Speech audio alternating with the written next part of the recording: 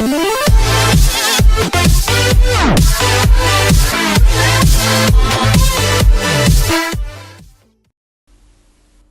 day to in YouTube, welcome back to Tweak of the Day. Today is just another Chameleon update.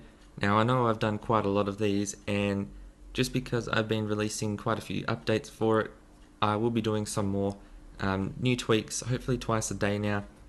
I have a new job opportunity as well, so I'll probably be releasing them later at night, but I'm hoping to make them at lunch and release them at night every single day, at least twice. I'm hoping for 2 times. But for this update we have shortcut menu height and width. I'm pretty sure I've been talking about height, which is just the height of the menus when you 3D touch on an icon. There is now menu width, which I have changed. The best of it all is 60, but you can set it up to a max of 340, which is exactly from the edge of the right side of the icon to the left of the screen, with covering the 4 icons entirely. So I'll show you 50 and 60 now. So 50 height and 60 width, we'll do that right now. And you can see it just shows the icons. You can still toggle around and move. It works for everything, which is great. It looks amazing. The only problem I've found is with notifications and badges. You can see that it does have a problem recognizing the outside barriers, where it just slightly taps the separator bars, but I'm hoping that I can fix that or just remove the badges entirely in icon settings, which is probably my next update.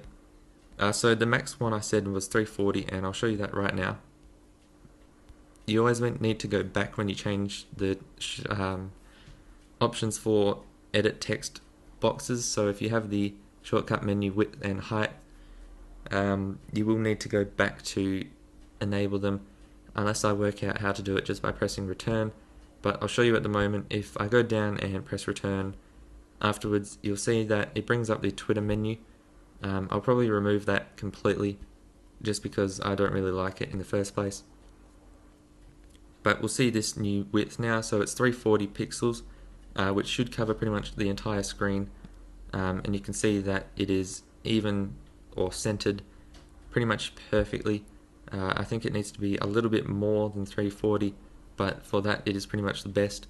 It just shows that you can use the whole screen. For older people or people that don't really know how to use this, they can now use most of the screen to be able to do it. I'm not sure if on smaller devices it will shrink down. You'll probably have to choose specific for your device. So if you've got the 4.7 inch, you will probably want about half or a third, 3/4 actually of that. So 340 for you may be 220 or 200, depending on the device you have. If you're on the 7 or 6S without the plus versions in, of course. I haven't added any new features here. So at the bottom, shortcut menu height and width does not require a respring. It just requires to go back and back in. If you do change the width and don't go back, so I'll change that now. We'll go 60 back to normal, and going out, it sometimes does change the height back to 1, which messes it up completely. So we'll go to the 1, and you can actually not see it at all. You can't even toggle them, and it does look quite disgusting just to have that bit there. So my recommendation for the 6S Plus and the 7 Plus, when it has a jailbreak out, is to have 50 and 60. For the 6S and 7, the smaller devices, I would probably recommend around 200 or something along them lines. So we'll go into it and test 200 and press the right button. So we'll go 200, go back, go home. So 200, probably a bit small. So we'll try 280. That is just a bit smaller, so that does look about right. I'm not sure how big the 6 Plus or 6 screen is, as well as the 6S and 7 screens. I'm not sure how smaller they are compared to the Plus versions of them. So I would stick with 60, and I'm pretty sure that wouldn't change for any of the devices. So we'll do that now. So yeah, that is pretty much it for my Chameleon update. If you did like this, please hit that like button. It shows me that you do sort of like these videos.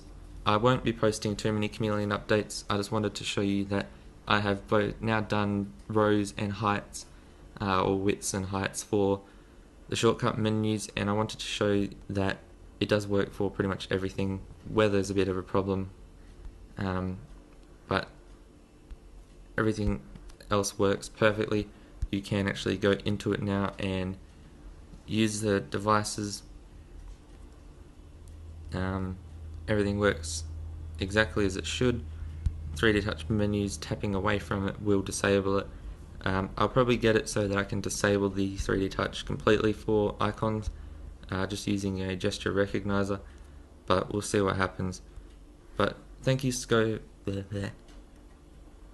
completely babbling on. Thank you so much guys for watching, and I'll see all of you in the next videos.